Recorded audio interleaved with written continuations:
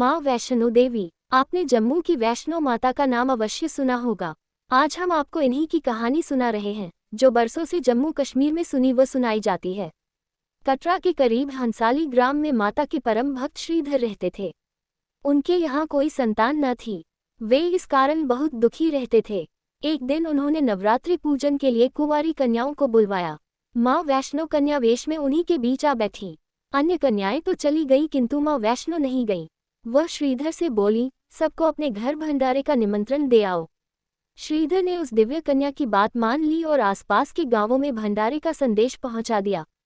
लौटते समय गोरखनाथ व भैरवनाथ जी को भी उनके चेलों सहित न्योता दे दिया। सभी अतिथि हैरान थे कि आखिर कौन सी कन्या है जो इतने सारे लोगों को भोजन करवाना चाहती है। श्रीधर की कुटिया में बहुत से लोग बैठ गए। दिव्य कन्या ने एक विचित्र पात्र से भोजन परोसना आरंभ किया। जब कन्या भैरवनाथ के पास पहुंची तो वह बोले, मुझे तो मांस व मदिरा चाहिए। ब्राह्मण के भंडारे में ये सब नहीं मिलता। कन्या ने दृढ़ स्वर में उत्तर दिया। भैरवनाथ ने जिद पकड़ ली, किंतु माता उसकी चाल भांप गई थी। वह पवन का रूप धारण कर त्रिकूट पर्वत की ओर उड़ चली। भैरव ने उनका पीछा किया। माता के साथ उनका वीर लंगूर भी था। एक गुफा में मां शक्ति ने 9 माह तक तप किया। भैरव भी उनकी खोज में वहां आ पहुंचा।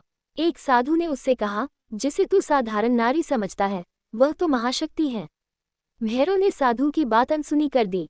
माता गुफा की दूसरी ओर से मार्ग बनाकर बाहर निकल गईं। वह गुफा आज भी गर्भजून के नाम से जानी जाती है। देवी ने भैरव को लौटने की चेतावनी भी दी, किंतु वह नहीं माना। मां गुफा के भीतर चली गईं। द्वार पर वीर लंगूर था। उसने भैरव से युद्ध किया।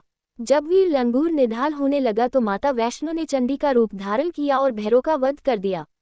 भैरव का सिर भैरव घाटी में जा गिरा। तब मां ने उसे वरदान दिया कि जो भी मेरे दर्शनों के पश्चात भैरव के दर्शन करेगा, उसकी सभी मनोकामनाएं पूरी होंगी।